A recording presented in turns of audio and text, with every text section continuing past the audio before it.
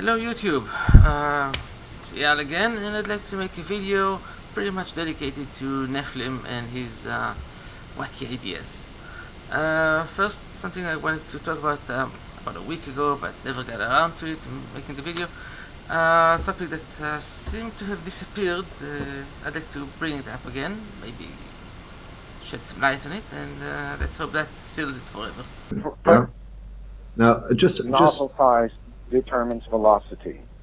All if you right, have 10,000 pounds of pressure on a body of water, 10,000 pounds, for example, and you have water in a tank, you put 10,000 pounds of pressure on it, and you make a small opening, the water's going to shoot out at higher velocity than if you made a big opening. The rate at which the water comes out might be the same. Over a given amount of time, you may have the same amount of water come out of the small nozzle as the bigger one. The volume of water which comes out may be the same, but the velocity will be different. The velocity of the water coming out of the smaller nozzle is faster than the water coming out of the big nozzle. Right. Well, we're I'm talking about the water shooting out of the earth theory that Nephilim you seem to have. Now, I did a little experiment. Took a bottle of water. I took a bottle, filled it with water, made two holes in here. Not sure if you can see them. One small over here and larger one over here. And wouldn't you know, I was not surprised to see that the water came out at the same speed out of both holes. And out of the bigger hole, more water came out.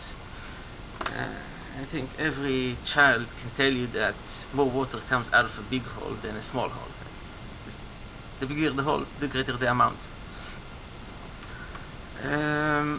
Now, what you have noticed when you put your thumb over the faucet or bend the garden hose and you see the water coming out faster, that's not entirely true. Yes, it is coming out faster, but you cannot make it go as fast as you want. There is a limit to as fast as it could go, and the limit is the pressure in the hose when the water is not going out at all. That pressure is the limit. You cannot get any more pressure than that, and when the water comes out, it will come out forced by that pressure or less. Now, why would it be less? Because of the hose itself, pipes in the wall, all of those are slowing down the water. Now, when the water flow is very slow, when you have a very tiny hole for the water to come out, the pipe is not affecting the water that much. And you'll get most of the pressure pushing the water out and not fighting the current, not fighting the pipe or the hose. But when you have a big hole, a lot of water is coming out, and that is when the resistance of the pipe and the hose come into effect to slow down the water. Now, here's a little experiment. I doubt you'll be able to actually do it, but it's a thought experiment. So, try it. Take a bottle, a very big bottle, and take your garden hose and stick it like this, okay? And make a hole at the top so the bottle will fill up. If you have a tall enough bottle, eventually you'll have a tower of water generating the same amount of pressure as your hose is generating, and the water will just stop going up when the pressure equalizes. Now, make a hole at the bottom. It can be a small hole, it can be a big hole, doesn't really matter. And you will notice that if you put your finger on it, make it a very small hole or a big hole, the water will come out at the same speed. Why? Because you have all the pressure in the bottle pushing the water down, and not just the amount of pressure that is coming out of the hose at the end.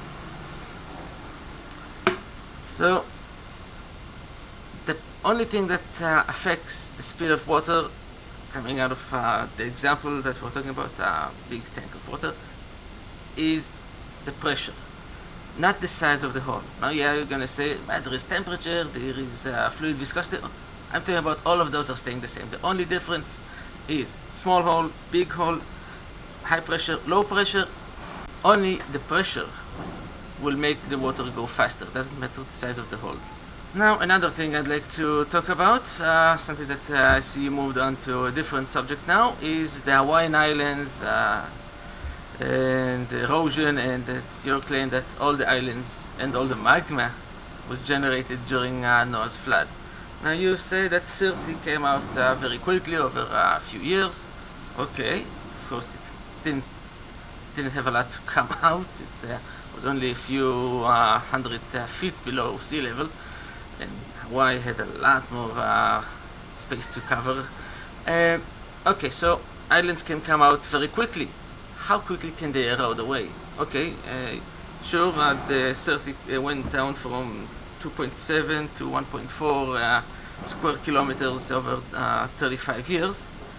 Show me an island that disappeared as quickly as 30 appeared, or different time. Show me the numbers of erosion speeds. You'll see that erosion does not happen as fast as you'd like it to erode away the Hawaiian Islands. And you're saying that the reason the Hawaiian Islands have eroded away so quickly is because of currents? The reason the current is so strong on those northern islands is because there is hardly an island to stop the current. The less land you have to stop the water, the faster the water can go. So it's kinda... You claim that us evolutionists, and I guess that also includes geologists and all the other fields of science, ignore data that proves creation. But actually, I think everyone feels that you and creationists are the one that ignoring the data. If you see data that supports an old Earth, you say no, that's wrong. You're reading it wrong. It's your fault. You're based on the wrong assumptions. How can we come to an understanding? How can we? If every piece of evidence we show you that proves old Earth is true, you ignore, and every piece of evidence that you claim proves young Earth, you claim that we ignore, then there is no way to settle this argument, and we should just each stick to his own belief. You want to believe in old Earth, in a young Earth, go ahead. You want, and we will just stick to the truth of an old Earth. And you know what? I got a solution for both of us. Maybe God created the Earth 6,000 years ago. He created it an old Earth because He created Adam and Eve. They were adults. He created them old. So God can create old things. So maybe God created an old Earth. And there you go. Problem solved. God created the Hawaiian Islands as they are, and everything as it is, and that solves both problems. See you, and have a good day.